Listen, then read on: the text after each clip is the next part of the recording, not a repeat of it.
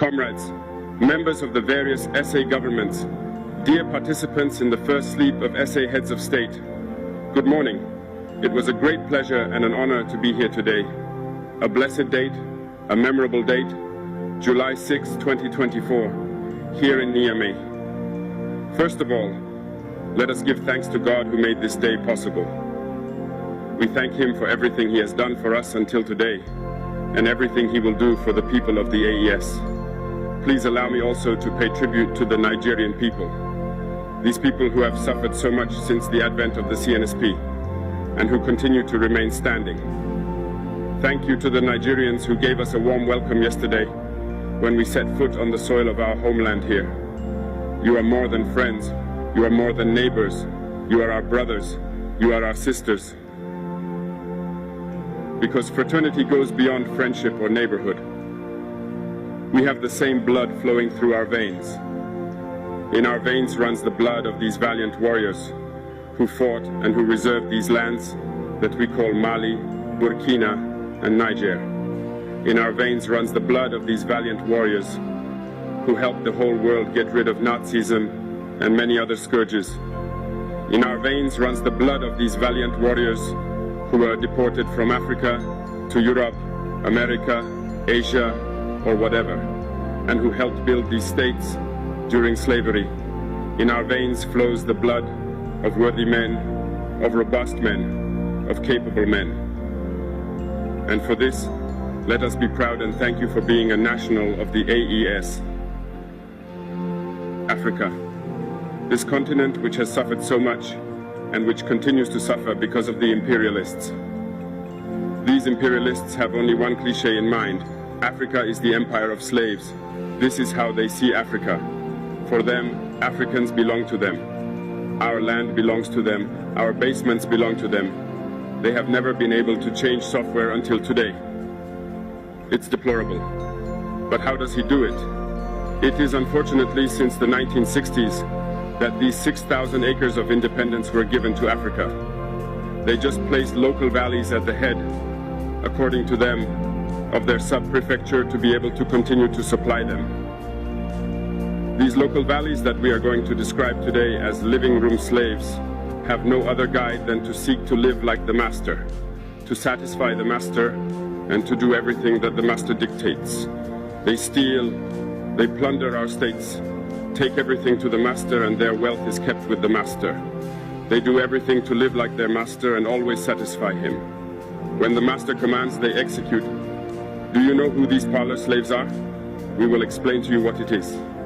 These are individuals who have no dignity, who have no morals, who have no personality. But the slave master always knew how to identify these individuals. They are always ready to betray their brother to satisfy the master. They have betrayed us since independence, and others continue to betray us until today for the benefit of their master.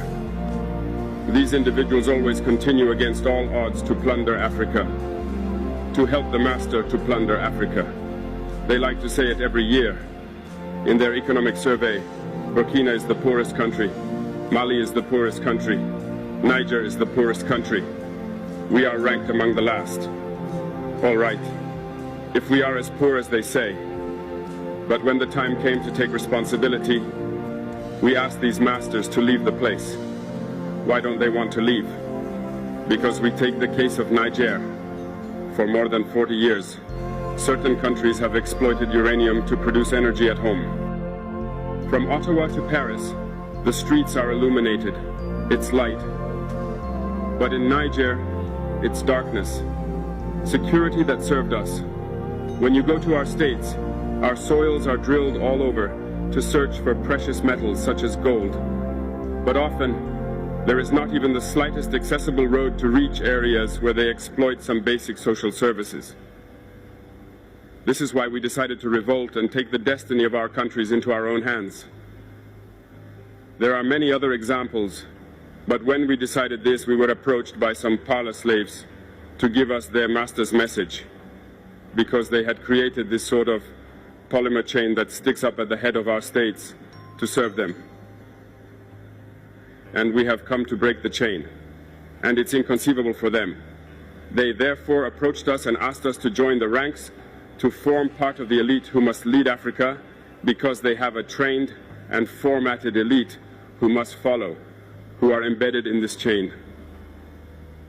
We refused to join their ranks, and from then on, hostilities began.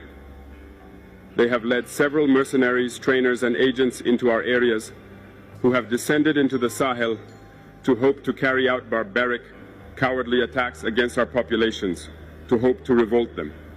In addition to these attacks on the ground, communicational attacks, manipulation, disinformation, etc., are full in their souls. But the people of the Sahel have understood, and we will never be able to manipulate them again. They know where they come from, they know what they are doing, and they know where they are going. We are not going to allow this anymore. People are awake, and people are fighting today, not for ourselves, but for generations to come. And thank you all for the fight that is being fought. It never makes us cry. We are not going to tremble. We will face. We will fight for real independence, for our freedom. Because to scare the people of the AES, these individuals only have 3 terms in their mouths: democracy, freedom, human rights. Of course, their local values are only elected in a democratic process, free and transparent to, according to them, their values. What could be more normal that people want to impose this on us because they are the ones who make the rules, all right? We decided to take responsibility for ourselves. This is why on May 26, 2023, when Niger decided to turn the page, the slaves of Salon and their masters mounted the high horse. They put their local values forward and decided to wage war against the Nigerian people. We therefore said, whoever dares to attack Niger, we will face, because we will wage a merciless war until the last drop of blood for anyone who dares to attack our states. This word, this decision that we had yesterday, is relevant today and will be relevant tomorrow and forever. Thus, the AES was born on September 16, 2023, in a mutual defense architecture. But we found it necessary to extend and enlarge the AES architecture. What brings us together today must allow us to move into other areas in addition to defense, notably finance and the economy, infrastructure, health, education. Anyway, so on. I therefore hope that this moment will be a story for us that we will write for the AES, but especially for Africa and for the whole world. May God enlighten each and every one of us. May God inspire us in these tasks entrusted to us, and above all that, when we carry out all our work, may we have only one thing in mind: the supreme interest of our populations.